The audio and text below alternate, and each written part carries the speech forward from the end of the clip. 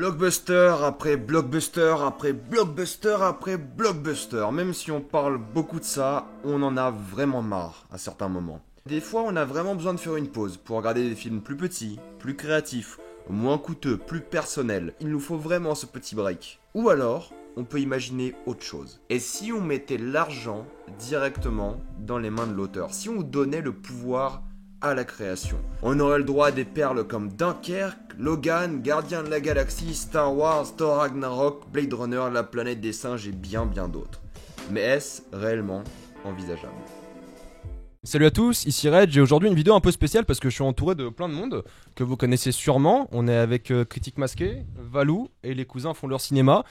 Et aujourd'hui on va parler d'un sujet assez spécial, comme vous l'avez vu dans l'introduction, et on va commencer tout de suite. Je propose à Critique Masqué de commencer, de donner son opinion là-dessus. Alors c'est intéressant parce que en fait l'année dernière j'aurais fait totalement le constat inverse de ce que tu constates cette année, où je suis totalement d'accord avec toi sur plusieurs films qui vraiment... Genre Dunkerque pour moi c'est l'exemple parfait. Après c'est Nolan, voilà, parce qu'il sort un film, c'est comme quand Tarantino sort un film, c'est un blockbuster et à la fois c'est un film d'auteur. Mais j'avoue j'ai l'impression que cette année il y a quand même, voilà, Thor Ragnarok, c'est un film qui est pour moi un film d'auteur que t'aimes ou t'aimes pas, mais le mec est allé au bout de son délire. C'est pas un film aseptisé quoi. Enfin je trouve qu'on sent une patte. James Gunn dans Gardien de la Galaxie 2, pareil, le mec est allé encore plus loin dans sa patte à lui. Et ça c'est des trucs, l'année dernière j'avais fait une vidéo, enfin pas une vidéo, j'avais fait un papier où je me disais les blockbusters de l'été, c'était horrible, c'était des trucs impersonnels, que des suites. Il y avait Tarzan du mec qui a fait Harry Potter, qui était un gloubi-boulga totalement, mais tu vois, qui racontait rien du tout. Il y avait Ben-Hur, le remake. Il y avait Ghostbusters, le remake, enfin des trucs, des espèces de... C'était l'année des remakes. Horrible, tu vois, horrible. Et là, des trucs à pas faire, quoi, tu vois. Voilà, et qui n'avaient pas de personnalité, pas d'auteur derrière, on prenait juste des vieilles licences, on les remettait à neuf, que des suites et tout. Et là, cette année, tu vois, même des trucs comme Atomic Blonde, que j'ai pas aimé plus que ça, mais bon. Ouais, mais il est spécifique, il a une patte très d'auteur, quoi. Très beau, un beau film. Film d'espion Berlin, tout ça. Des trucs comme ça. Cette année, il y a eu plus de choses où je me suis dit, voilà, et après, on peut en plus dériver sur l'année de Bloom, qui a fait Get Out, qui a fait Happy Birthday récemment, qui a fait Split, qui a posé 3 films qui ont défoncé le box-office. Ouais, il y a que Happy Birthday que j'ai pas vu, moi non pas plus, vu, mais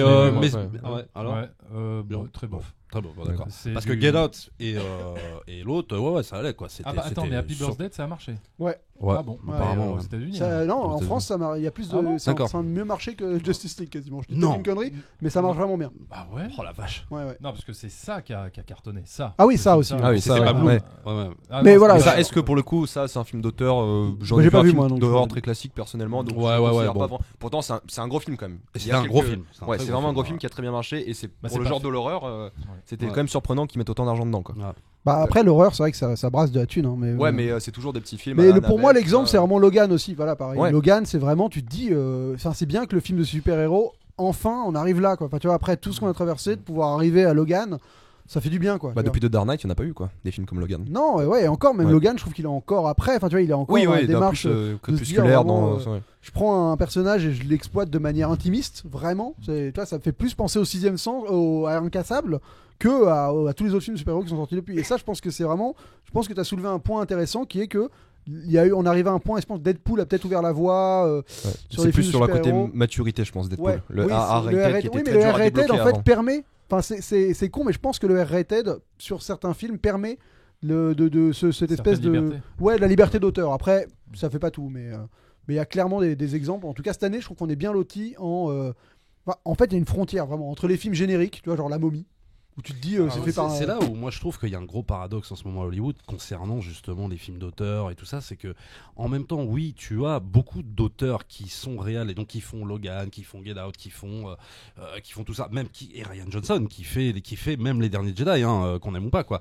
Et paradoxalement t'as quand même encore tout un système où on te cadre, où on te met un cahier des charges, où on te met des guns on te met des guns pour que tu respectes un univers, par exemple Justice League, par exemple tous ces films là, et je trouve que tout ça, enfin moi je peux pas savoir où ça va aller, quoi. Qui va remporter la partie? Est-ce que c'est les blockbusters d'auteur? Est-ce que c'est les trucs hyper calibrés? Tu vois, c'est là où moi je me pose la question, parce qu'il y a vraiment, je trouve, ce paradoxe en ce moment et qui est très dérangeant, je trouve, à Hollywood. Tu penses pas que ça va se débloquer, par exemple, qu'on est ça bouge les frontières un peu de plus de films d'auteur que de films de... J'ai pas l'impression. Et puis le film d'auteur, si tu veux, pour moi n'est pas une garantie de qualité forcément. Non, mais juste de créativité, on va dire. Créativité, peut-être, ouais. D'originalité. Il y a vraiment cette espèce de truc bizarre, enfin il fallait quelque chose de pas clair. Voilà. Valou, tu. T'en Moi, penses quoi c'est par rapport à tout ce que vous avez dit, c'est la liberté d'expression. Je suis totalement d'accord là-dessus. Tout dépend de la liberté qu'on donne. Tu donnais l'exemple de Justice League. Pour moi, Batman v Superman est un blockbuster d'auteur parce qu'on reconnaît la patte Zack Snyder. Oui. Ouais. Ils ont quand même réussi, les mecs, pour Justice League, à remplacer Zack Snyder par le mec le plus blockbuster guy qui existe, qui n'a aucune patte personnelle, c'est Joss Whedon. Ouais. Quand tu fais ça, à partir de ce moment-là, tu te rends compte que Justice League ne devient plus un film d'auteur parce qu'il le remplace par un autre. Je pense que les sociétés de production ont deux types de réalisateurs. Il y a les réalisateurs qui ont leurs pattes, à qui ils vont faire confiance, et tu as des réalisateurs comme David Yates pour les derniers Harry Potter, qui a fait ensuite cette daube monstrueuse qui était Tarzan. Ouais. Et c'était nul Tarzan, c'était nul Tarzan.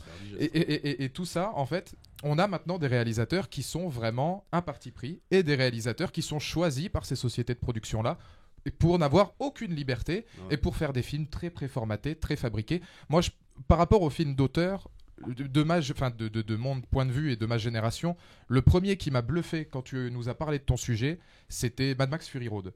Ah ouais. Mad Max Fury Road, on n'en a pas parlé encore. Quand j'ai vu ce film-là, j'ai compris ce que c'était un blockbuster d'auteur par rapport au sujet que tu nous donnais. Parce qu'il a sa patte. Et c'est grandiose ce qu'il réussit à faire parce que non seulement il reprend ses codes à lui, mais il fait pas, comme tous les autres, à avoir des codes de CGI, à avoir des codes très formatés. Lui, il a fait son film par rapport à sa volonté. Il y a lui, Nolan, Tarantino aujourd'hui et Edgar Wright. Il faut pas oublier James Cameron parce que James Cameron, mine de rien, on pense qu'on en veut, mais en tout cas, c'est un mec qui écrit ses films, qui a toujours écrit ses films et qui fait en plus des cartons et qui fait du blockbuster qui cartonne à travers le monde. Et c'est quand même un des rares, mais plus de la génération d'avant Nolan, je pense. Il est entre Spielberg et Nolan, quoi. C'est-à-dire que c'est la génération intermédiaire, quoi. Et lui, c'est carrément énorme parce qu'il arrive à faire de l'auteurisme, mais en faisant du 2 milliards de dollars au box-office après. Enfin, c'est... Tout le monde n'arrive pas à faire ça. Est-ce qu'on peut mettre par exemple un Peter Jackson dans le lot? Ah oui, je pense. Quand il fait le Salvador. Quand il fait King Kong, c'est. Oui, mais attention. Bon, il a sa patte. Il a sa patte, c'est sûr. Non, bien sûr, mais après il adapte des œuvres qui ont déjà existé. Mais il les écrit. Ça, après, on peut définir. Est-ce qu'on peut parler d'auteur quand tu adaptes? Pour moi, un réalisateur-auteur, c'est pas un réalisateur-auteur dans le sens écrivain-auteur. C'est un réalisateur qui arrive à transmettre des thèmes propres à lui-même par sa mise en scène. Enfin voilà, c'est pas auteur dans le sens il écrit parce que par exemple en France on a plein d'auteurs réalisateurs. Bien sûr. Donc on dit qu'on fait du cinéma d'auteur, oui parce que quand un réel auteur, par exemple les grands exemples d'André Bazin en fait, parce que à la base la théorie des auteurs c'est André Bazin dans les années 40 qui en fait ils ont reçu tous les films pendant la guerre il y a eu un embargo sur les films américains en France. D'un coup les critiques ont reçu tous les films qui avaient été tournés de 38 à 45 aux États-Unis. Donc pour la première fois quasiment ils ont enchaîné les 3-4 films d'un même réal qui n'étaient pas du tout écrits par les mecs mais qui étaient réalisés par eux. Et d'un coup ils ont vu, ils se sont dit mais putain mais en fait le mec quand t'enchaînes les films tu vois des similitudes, tu vois que le mec il a un discours qui est visuel dans les thématiques qui revient perpétuellement, donc ça en fait un auteur. La théorie je la vulgarise à mort mais c'est à peu près ça. Donc c'est pas par les textes que ça se joue, c'est plus vraiment par exemple Spielberg, il y a ce rapport à l'abandon, ce rapport à l'enfant, à l'enfance, enfin il y a ce rapport, t'as des récurrences qui vont revenir comme ça. Bien sûr, même s'il n'a jamais écrit ses films. Exactement. On sent même un auteur sans écrire de scénar, quoi. Bien sûr. Mais je vais être plus vaste. Tu disais très bien un cahier des charges. Mais justement, ces films que je dirais de blockbuster d'auteur, c'est les films où on voit pas trop qu'il y a eu un cahier des charges. Non. On avait l'impression, tiens, justement, tu parlais de Peter Jackson, Le Hobbit. Je vois qu'il y a un cahier des charges. Tiens, on fait 3 films. Tiens, il y a un personnage elfe féminin qui sort de n'importe où. Qu'on aime ou pas les films, tu sens que le gars était là. Tiens, tu dois faire ça, ça et ça. Alors que Seigneur des Anneaux, j'ai l'impression, il fait Peter Jackson, tiens, fais-toi plaisir. Ou t'es personne dans le. Je pense que Seigneur des Anneaux, ils se sont dit, bah faut lui les. Enfin, il a réussi, je pense, à convaincre. Voilà, c'est Advienne que pourra quoi. New Line, il a réussi à les convaincre parce qu'à la base, il voulait faire qu'un seul film avec 3 bouquins hyper denses et tout ça. Il a réussi à les convaincre. Il a réussi à les convaincre dans l'autre sens. Et finalement, ça s'est retourné contre lui sur le Hobbit où lui, à la base, il devait faire 2 films, je crois. Et je sais plus si c'était la Warner, enfin ceux qui avaient les droits des Hobbits, ils ont dit faut faire 3 films, une trilogie déjà, parce que mais tu vois par exemple donc démerde-toi et tire-moi le récit. Un Pacific Rim, là c'est parfait, on est aussi dans le blockbuster d'auteur quoi, on est vraiment avec Del Toro. Pacific Rim parce que c'est Guillermo del Toro qui devait faire. Ouais, mais tu vois voilà, Del Toro pareil, il arrive à. Est-ce qu'il y a une corrélation entre le risque et la licence surtout? Est-ce qu'on se dit, tiens, on va laisser à ce gars, David Ayer, qui a fait quelques films sympas avant, on lui donne Suicide Squad. Peter Jackson, il a fait quoi? C'était Fantôme contre Fantôme juste avant le Seigneur des Anneaux. Tiens, on lui donne notre licence à $1 milliard. Quoi. Braindead, c'était pas du tout. Ouais, tu vois, genre, est-ce qu'ils se disent, bon, vu que c'est Gardien de la Galaxie, ça va marcher, on donne à n'importe qui, genre. Et il fera ce qu'il veut. Je pense que James Gunn a été un choix vraiment intéressant pour Gardien de la Galaxie. Oui, mais voilà, c'est un exemple. Il y a vraiment eu une bonne alchimie entre, comme pour moi, Taika Waititi sur Thor Ragnarok, où le sujet va bien avec l'auteur et il y a une espèce d'alchimie qui arrive à se créer. Mais par exemple, dans les Marvel, c'est compliqué. Après, voilà, on rentre dans cette logique de studio c'est ça. Où il y a à la fois un auteur et à la fois il doit rentrer dans une charte qui est plus grande que eux, qui est ce cinéverse. C'est-à-dire qu'en fait, les studios, j'ai l'impression qu'ils ont aussi un autre truc contre eux, enfin pas contre eux, mais disons qu'ils doivent prendre en compte, c'est la bulle Internet. C'est-à-dire que la bulle Internet, c'est les redoutables, parce qu'ils vont voir les sites de fans, etc., etc. Et je pense que forcément, ils doivent un peu s'adapter des fois à la tendance du moment, aux réalisateurs qu'on voudrait bien avoir, tu vois. Et ça, c'est aussi un truc à prendre en compte, je pense, dans les studios, et ils ont ça en plus à gérer. Ça va pas être évident, parce qu'ils doivent avoir le mec, tel courant qui veut ça, tel spectateur qui voudrait un autre réal, etc., etc. Et tout ça doit jouer aussi forcément avec le choix des réals, quoi. Après, moi je pense qu'ils regardent surtout le box-office, le résultat, et puis surtout les formules qui marchent. Tu vois, quand Joss Whedon il fait Avengers et que ça fait $2 milliards, tout le monde se rue pour faire la formule Avengers et l'humour à la Marvel et tout ça, quitte à empiéter sur l'univers d'ici. Oui, non mais d'accord, mais ce que je veux dire, c'est pourquoi prendre Taika Waititi pour Thor Ragnarok, ça c'est un choix plus osé, qu'un autre mec, tu vois. Quand tu vois ces films d'avant, c'est que ok, il faut faire du fun, mais ils se ressemblent. Mais pourquoi lui, quoi, tu vois? Ouais, mais pourquoi lui? Parce qu'ils sont allés prendre le gars qui correspondait à ce que eux voulaient faire. Il faut avoir une vision. C'est là où moi, en fait, je suis admiratif parce que se dire en voyant Hunt for the Wilder People et le truc avec les vampires, Vampire en toute intimité, et même voir Vampire avant Boy, et se dire ce mec-là, je vais lui filer Thor 3. Tu vois, faut se dire. Il y avait peut-être un peu moins de risques. Je pense que les Gardiens de la Galaxie, ils misaient peut-être pas sur non plus un carton absolu. Moi, la moitié des gens les connaissaient pas. Ouais, quand tu vois Super, c'est quand même la licence. Thor, c'est la licence. C'est la pire. Qui a le moins marché, qui était le plus bancal. Et ils se sont dit, pourquoi pas, ce truc-là. Et c'est sacrément couillu de la part de Marvel d'ailleurs. Et moi je leur tire mon chapeau. Je sais pas si c'est couillu. Non, mais attends, c'est couillu quand même si tu veux. Moi j'ai détesté le film, mais je veux dire, le truc c'est que on peut reconnaître le fait de risquer, c'est-à-dire d'arrêter de faire de la tragédie avec Thor et de faire un film comique, quoi. Ouais, c'est ça. C'est quand même assez mais énorme. C'est pas un risque. C'est pas un risque. Non, mais regarde, écoute, c'est pas un risque dans le sens où Thor 2 ça n'a pas marché, cette formule n'a pas marché, donc ils sont dit, pourquoi on se prend la tête à faire un truc sérieux? Ils font ça avec Justice League ou avec Suicide Squad et ça se faute. Mais même Batman vs Superman. Oui, non, mais après ça se vote, ça marche. Après, il faut voir la qualité du scénario, mais l'approche du film. Et celle-là, quoi, c'est-à-dire que traiter Thor de façon sérieuse. Mais tu vois, par exemple, Marvel, un mec comme Edgar Wright, il a pas réussi à faire ce qu'il voulait sur Ant-Man. Et donc c'est devenu un film fait par un film lambda, quoi. Apparemment, ils ont changé dès 2016. Ils voulaient donner plus de pouvoir, on va dire, au réalisateur. Et Ant-Man, à la limite, c'est pas le moins réussi, je trouve, finalement, des Marvel. Non, parce que il est correct, quoi. Il dérange pas. En fait, c'est un Marvel, quoi. C'est un Marvel. Ouais, c'est ça, quoi. Et puis, il y a quand même des idées d'Edgar Wright qui sont encore dedans, et ça se voit, quoi, qu'ils ont gardé. Mais sinon, après, tout le reste, c'est hyper formaté. Sur la BO avec Cure. Ouais, avec Cure et tout. Je pense à la séquence de la voiture où ça après, sur la. Je sais pas, honnêtement, si on peut pardonner à chaque fois les partis pris. Je vais prendre un film qui est sorti cette année, c'est Spider-Man Homecoming. Avec le recul, au début, quand j'ai fait ma critique, je me suis dit, il y a quelques partis pris quand même au niveau du costume de Spider-Man. Et puis au fur et à mesure, tu te dis, bon, ça a pas d'âme, tu l'as vu, tu l'as oublié. Ah ouais, totalement. Et c'est un film qui restera comme un Marvel, comme Ant-Man, que j'ai beaucoup aimé quand je suis sorti de la salle. Et maintenant, parce que j'aime le personnage d'Ant-Man et j'aime surtout Paul Rudd, l'acteur, ok, d'accord, très bien, ça fait partie des films que j'ai aimés. Mais est-ce qu'il faut défendre les partis pris quand ils sont comme Spider-Man Homecoming, s'il n'y a pas d'âme à la fin? Un film, c'est une âme à proprement parler. Exactement. Au début. Mais moi, c'est le lot de tous les films Marvel. À part, lequel à part le tout premier Iron Man, peut-être. Le tout premier Iron Man. Pas racheté par Disney, je crois, non? Non, c'est ceux qui ont lancé l'univers. Iron Man, c'est le film qui a lancé. Mais tous les films, pour moi personnellement, c'est des Big Mac. C'est-à-dire que tu le vois. Pas les Gardiens. Les Gardiens de la Galaxie, Bah, c'est le. Tu vois, toi tu dis ça, moi je dis le soldat de l'hiver par exemple. Pour moi, c'est. Moi je fais partie de la team un peu soldat de l'hiver. Parce que les tu Russo, dis, moi. bah justement, les Russo, c'est des réalisateurs de comédie. Attends, j'essaie Et là, ils de ont fait, réfléchir. faisaient un film de d'espion, thriller bizarre. Ouais. Années 70 ou un peu. Ouais, 70, Et du coup, bah maintenant, ils ont Civil War et Avengers 3 et 4. Quoi. Et moi c'est marrant parce que je trouvais que tu vois par exemple le premier Captain America pour moi ça partait Je- super bien. Moi je déteste. Je veux pas. Ah, moi j'adore parce qu'il y avait une espèce d'histoire un peu à l'Indiana Jones et tout, la trajectoire du perso qui est rien et qui devient hyper fort, balèze, machin. Moi j'ai trouvé ça, il y a juste le méchant qui était très très faiblard.